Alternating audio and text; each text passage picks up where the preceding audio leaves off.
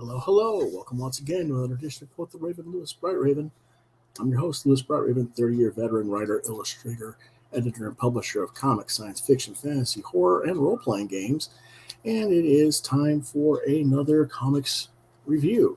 Now, this episode is kind of a repeat episode because I did these comics last week, but unfortunately, for some reason, YouTube marked it off and made it private and wouldn't let me show the video, so I had to redo the whole thing. Hopefully we will not have problems with it this time. I think it was just a glitch on YouTube because a bunch of people had the same kind of problems at that same date and time, so let's hope that this goes through okay. All right, let's get started. We're going to start with Blood Force Trauma number 4 for $10. Publisher is Dead Gremlin Comics. Writer Jake Smith and Hiram Corbett. Artist Jake Smith. Colors by Smith with flash by Michael Angelo Arbon. Spanish language translation by Baldemar Rivas. Genre is science fiction action adventure, and it was released in March 2022. What it's about. When we last left BFT champion Zap Daniels, he was about to get his young derriere ripped to pieces by the demon minions of Hell Prince Vengaza. Well, Daniels' little sister verbally chews him out over his earpiece link, and that inspires him to electrocute the demons. Vengaza is not pleased, so he super power bombs Zap, and then Zap's sister gets in the damn ring to check on Zap. Vengaza grabs the kid, and that makes Zap absorb hellfire from Vengaza, to which he throws a blast that kills Vengaza, and he wins the death match. After the bout, Zap, Aisha, Zap's sister, I finally remembered what her name was, and Lightning Legs Jones, his coach, head to an arcade where Zap runs into some of his old friends from his recently past life before he became a Blood Force Trauma superstar, including a teen girl tech genius who seems to be sweet on him and feelings kind of mutual. Unfortunately, when Jones sees who the two potential next combatants to face his young protege are going to be, he decides that visiting friends' time is over and takes him to introduce him to another Blood Force Trauma veteran, the weapons master Yusha Yumahara, who is supposedly on the lam from the Blood Force Trauma organization after retiring as a former champion. What do I think of this? Well, it's an interesting issue. The problem is that it took so long for me to get the issue. Number 3 came out in June of last year, so 8 months, that when I did get number 4 in mail, I kind of forgot that I had it and it sat unread for a couple of months. And that's not a good thing. As I said with number 3, if only a publisher would commit to this book so that it would come out on a regular basis in normal comic shops, it would be a really well done received hit. Unfortunately, they did try to do that, and the creators had a falling out with the publisher for whatever reasons. Jake never really told me. I've asked him more than once. He's never responded, so it is what it is. Now, the characters. Zap is on the bottom left. Lightning Legs Jones is on the bottom right. Yumahara, Yusha Yumahara is the woman there, top with the glowing weapons. But let's take a cool thing here. This issue does get more adult with language, and while I don't mind that the Vengaza character is speaking in Spanish, I do wonder what other readers will make of it. The book, again, skews a little older than what previous issues have been, in my opinion. Originally, this book still had the kind of PG-13 funny, ha-ha video game level of violence. But in this issue, it does get quite a bit more intense with both the stuff that Zap does in the fight with Vengaza, but even more so with Yumahara as he just plain out murders people in a bar who hit on her. The violence is exceptionally brutal, and while it suits the book, and it in fact demonstrates that the longer Zap survives as champion of Blood Force Trauma, the more brutal and higher the stakes you're going to get. So I have to say that the age appropriateness has to go up to a 16 and up rating as well. It was a 13 and up. I have to go 16 and up now. That's just my opinion. Regardless, though, it's quite the entertaining read. Recommended for ages 16 and up. I give it 4 out of 5 stars. Let's take a look at the artwork. This is where Yumahara is getting hit on in the bar by some of the dorks. And, she just takes the spikes and energy spikes and just puts them right through the guy's eyes, which should go through the brain, eyes into the brain. He should be dead already, but he's still talking. He's like, at least I'll still have my memories of women with big boobs that I can remember. And so he screams my brain when she slices the brain off. top of the head off too. So it's just kind of funny. Then she beats up the next guy and slashes him with a katana, and then she throws energy shuriken at the guy, and it's really well done. I love the color work that Jake does. I think because the color work is what it is, it does help make it more cartoony violence in a way, but it is still pretty graphic, and so I do think it does need to be for 16 and up. Okay, our next book is Carriers. 1 through 5, $3.95 each. Publisher is Red 5 Comics. Creators are Ben Ferrari and Erica Helfin.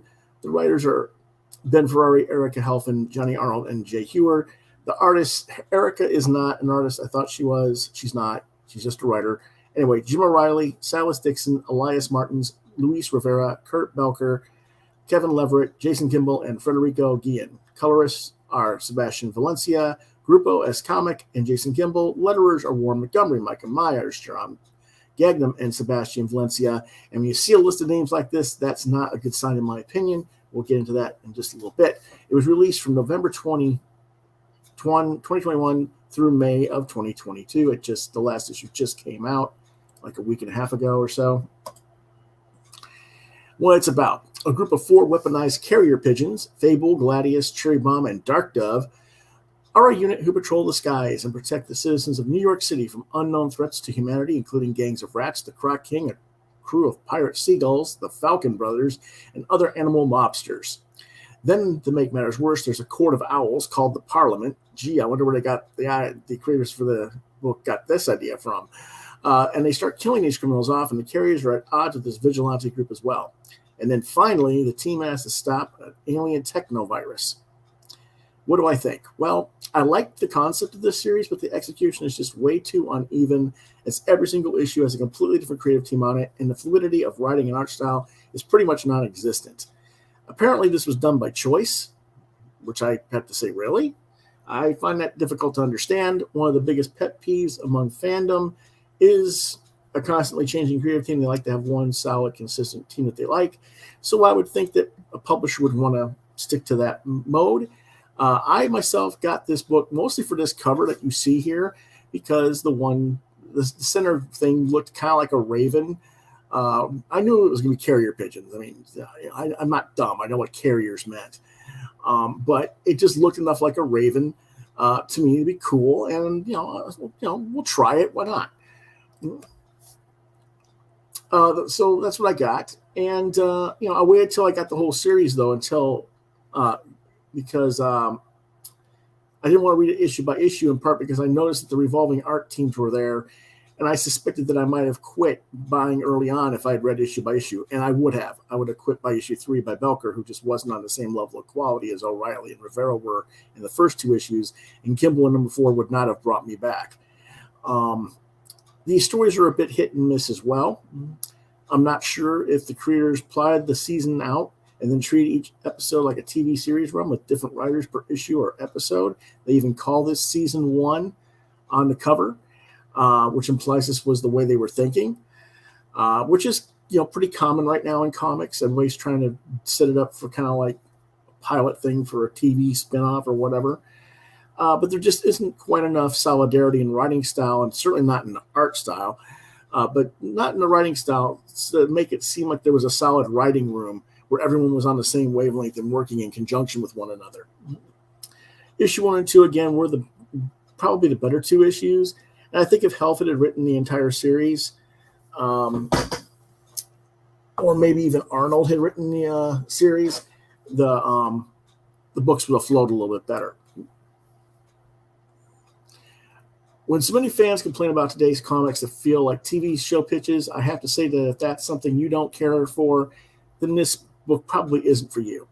Even though each issue is in and of itself a standalone story, they sort of give you a recap of previous issues on the inside cover. It really does feel like it's more of a made-for-TV effort than a comic, particularly with the inconsistent artwork and writing. That having been said, is it worth the time and money to seek out if you haven't seen this book? If you're a fan of Teenage Mutant Ninja Turtles or Gargoyles, this is a slightly lower grade level of that kind of content that probably would have the potential to reach that kind of a fan base audience. And if you decide to have, if they ever decide to have a steady and high enough quality creative team on the book, I think that it would pick up that kind of an audience.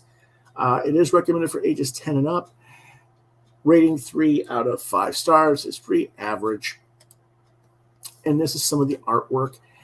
This is the artwork by Luis Rivera from issue number 2. Colors by Grupez Comic. And it's, it's respectable enough. There's nothing wrong here, Birds carrying weapons and swords, and they're fighting in the skies, and one of the carriers is on the computer. You can kind of see the April O'Neil knockoff for NBC in the background on the TV screen. Like I said, kind of a Ninja Turtles type knockoff in a way.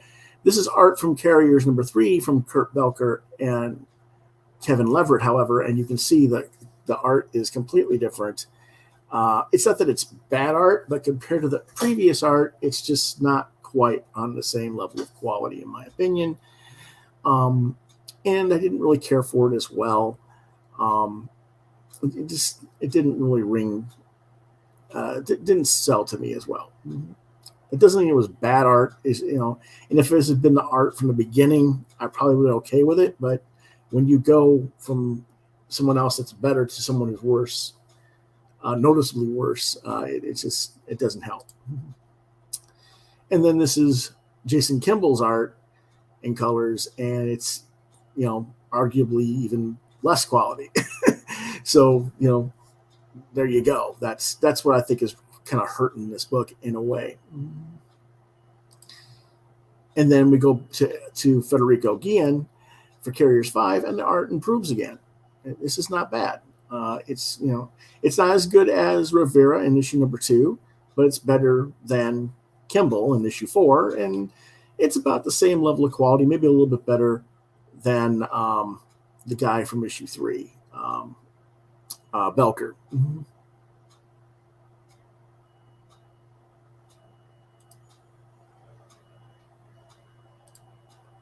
Okay.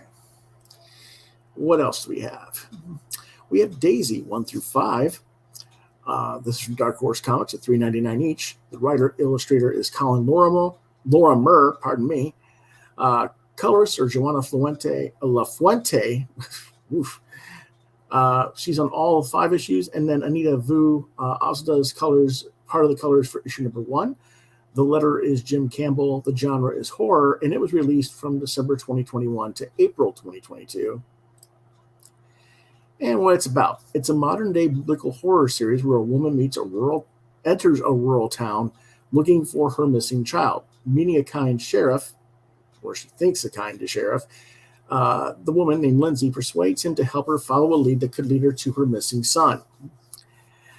This is a journey that will not go to plan. Elsewhere, a bedtime story is being told to children.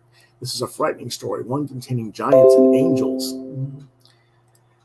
The lead character is Daisy Phillips, who, like many teenagers, is having a hard time fitting in, but not necessarily for the usual reasons. The fact is, Daisy stands 8.5 feet tall and is still growing, but her troubles with ill health based on her way her body's growing and other issues. The daily ridicule because she's a freak for being so tall. Her custom-made clothing because people don't make clothes for people that big as a rule, are only the tip of the iceberg.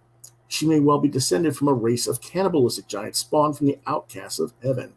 If a teenage girl told you she was descended from giants, monstrous creatures spawned by the fallen angels, would you believe her? If she stood over 8 feet tall and showed abilities that no human had ever exhibited, would you still need convincing? What if she brought you back from the dead? Well, that's exactly what happens. Daisy brings Lindsay back from the dead after her sheriff kills her. And the sheriff is Daisy's father. She is capable of unlocking the hidden language of creation, the divine DNA of God that is written into all things, and she plans to use it to heal a host of broken and disfigured children. But even after all this, does Lindsay believe in Daisy, and is this really God's will, or is it something of a more malefic nature? The town of Brymount has been purged by a judgment too hideous to imagine, and now transported and transfigured, Daisy has shed her broken and twisted form and now stands in beauty, power, and glory, and needs to pass judgment. But the children who shared her afflictions and heritage are not healed as Daisy was promised by the language of creation, and her own metamorphosis draw back the curtain on the monstrous lie hidden behind it. So she stands alone to fight against creation itself. Failure will imprison her in the Creator's hellish realm, and world will serve out its eternity on its knees, punished for the chaos and despair, endowed by the Maker, and tortured for the light of hope that burns within us all. What sacrifice will she need to make to save the children of Brymount, and can she unwrite the world? And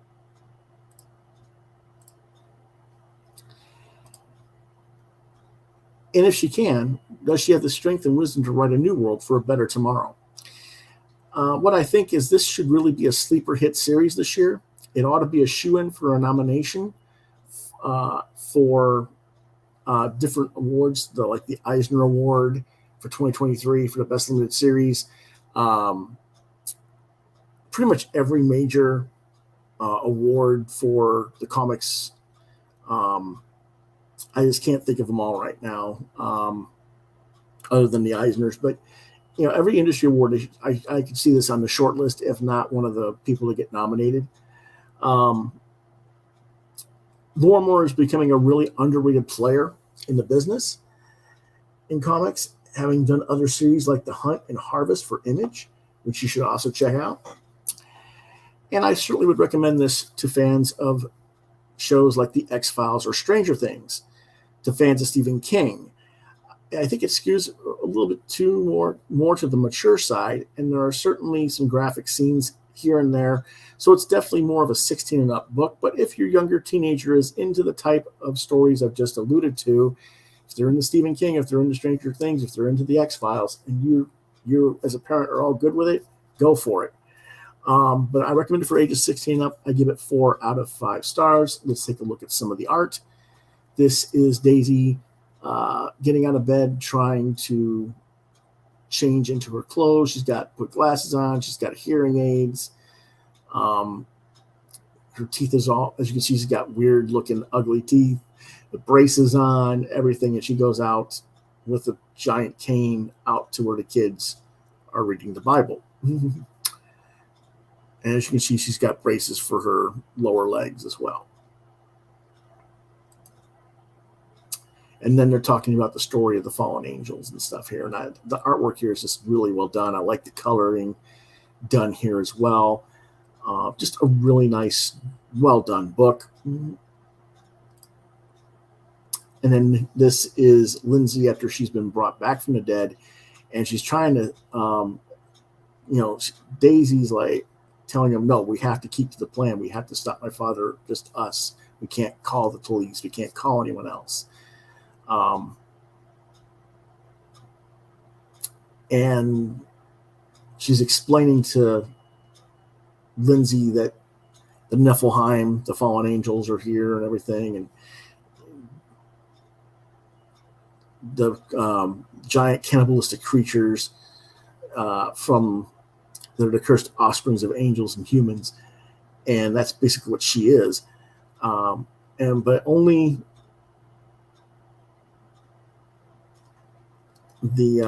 like I said, she realizes that there's ways to stop her father. Mm-hmm. And now she's showing Lindsay that she can wake up these entities that are like carcasses.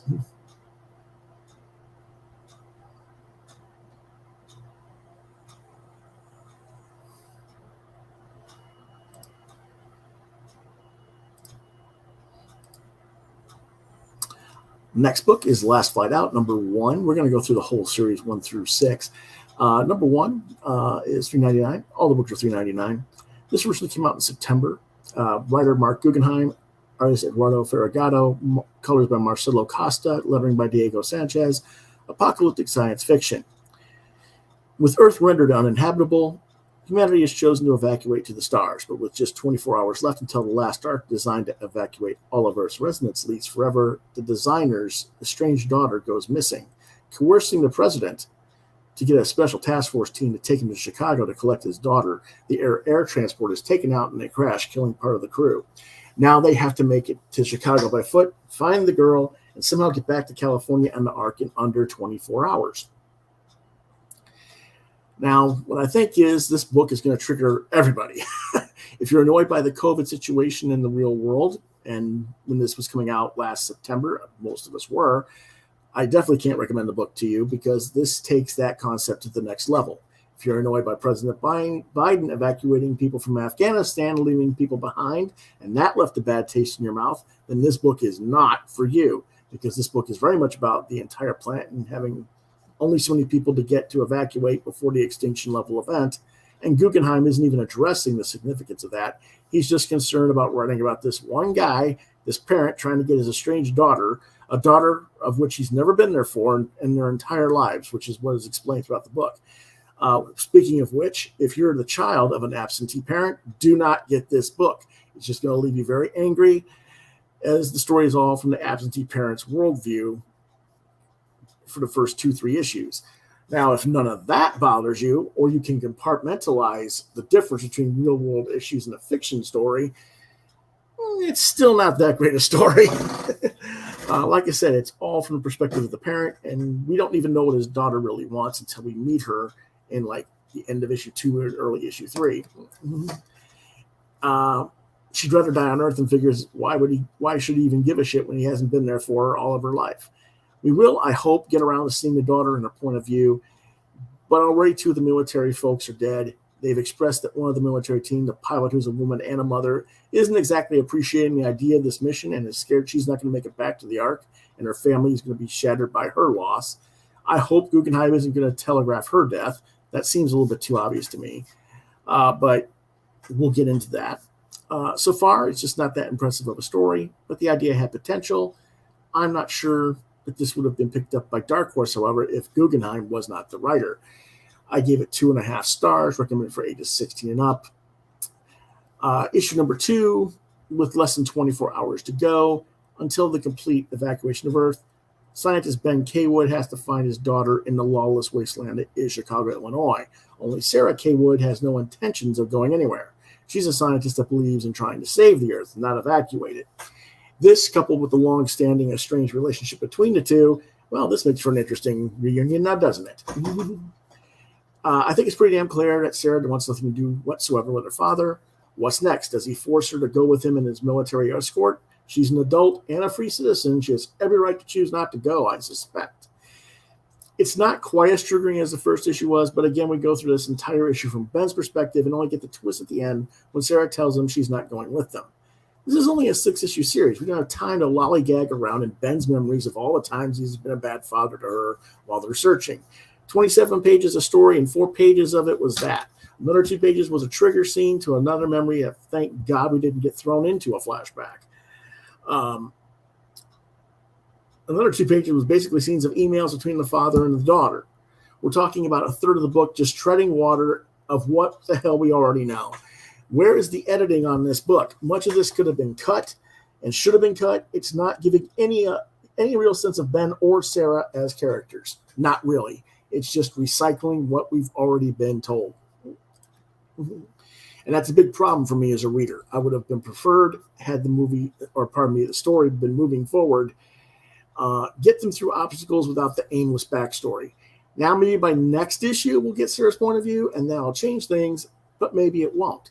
I mean, now they have less than 16 hours to get back to the escape ship. Are the military group really going to wait around while these two hash out decades of families issues? Hell no. They're going to shoot them both and report back as saying they got ambushed by enemy forces. At least that's what I would do if I were in their position. So no, not exactly endearing me to any of the characters. Still 16 up, 2 out of 5. Okay, we're back to now. Issue number 3 came out in November. Ben Kaywood's mission to rescue his daughter finds out that the man she loves, which is his former protege, student, is being held captive in the most dangerous place left on Earth. Chicago, and has threatened the already shaky alliance he's formed with the military. The military have already lost part of their force just getting to his daughter, and now with their minimal resources and manpower, they're supposed to go rescue another person on top of this. Oh, gee, I wonder why they used this image for the cover. Who's punching him? The daughter, the military person? Who? Everybody's punching him in the face, right? Okay, at least his daughter has a reason to tell her father to F the H off, and it doesn't have to do with him just being an absentee father her entire life. Her boyfriend and his protege has been kidnapped by the local warlord. Okay, Kaywood does the right thing, sort of, by blackmailing the leader of what's left of his military escort to do his bidding and go try to rescue the guy. But I really can't help but feel like this is entirely filler issue. Making an extra side quest, well, all I can say is the new character better be worth it. When we get to him is all I can say. And the only thing that you can make him valuable is if they have she's pregnant or something, and well, we'll find out. The backstory on him does not mean a whole hell of a lot to me. They did show some, but it's like, he better have some value to the story in terms of saving the planet or something. Anyway, ultimately, it's pretty damned obvious that they're not going to make it back to the ship to depart from the planet at this point. And again, if I were the military, I'd shoot everybody and just head back to the ship if I were the military. 2 stars. Moving on. 4 through 6. We're not going to go issue by issue. Issue 4. Finally, the strike team leader does what I expected him to do. He bails on Kaywood and dumps him and the daughter just as they got their copter to take them back to the Ark. Took him long enough. So predictable. Shouldn't have even bothered to get this far into the story to do this. So now there's 12 hours left to get from the Chicago war zone to California. Not happening. I don't even think that the military can get there in 12 hours on the copter from, necessarily, but whatever. Issue 5, Kaywood now has a backup plan. Instead of going to California, which is impossible, they'll drive to from Chicago to Toronto, Canada, where he has a backup Ark prototype waiting. Of course, when they get to Canada, the Border Patrol knocks them out with tranq darts, and by the time they wake up, well, why bother? Issue number 6, the trio, that is Ben, Sarah, and his protege, get to the prototype, which is basically like a Superman baby rocket. Ben Kaywood learns that his daughter is in fact pregnant. Now remember, they got like maybe 5 or 6 hours to get this thing ready. So he sends her and her boyfriend in the rocket after the Ark. He remains behind on Earth to complete the boyfriend's plan to save Earth because, well, he's got nothing else. He can't go anywhere. He might as well try to save the Earth. All of this played out way too damn fast and too damn predictably in these 3 issues after the turn by the tactical team leader in issue number 4, which should have happened in issue number 2 or early issue number 3. It's so poorly paced. It's just not, the characters are too hard to care about until maybe the last 2 issues. Not the best comic, I'm sorry. And like I said, if this wasn't a Mark Guggenheim production, it would not have been picked up, I don't think. At least not by Dark Horse. Rating for the overall series, 2.5 stars.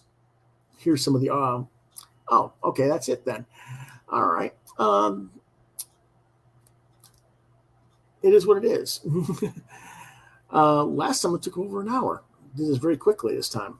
I guess because I knew what I was doing. Anyway, tomorrow we do more comic reviews. We'll be talking about D Beyond number 11 and 12, and really probably the whole overall storyline as a review. We'll be talking about Aerosmith Behind Enemy Lines 1 through 4, Count Crawley Amateur Midnight Monster Hunter 1 and 2, and Starside 1 through 5, which is a crowdfunded book.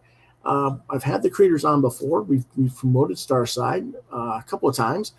I just got issue 5 recently, but I couldn't find the rest of my issues, so I'm going to reread the whole thing because I ordered all 5 as to replace my misplaced 1 through 4.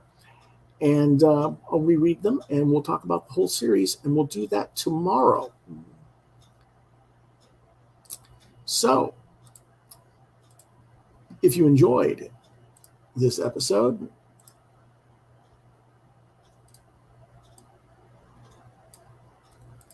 or you think others might,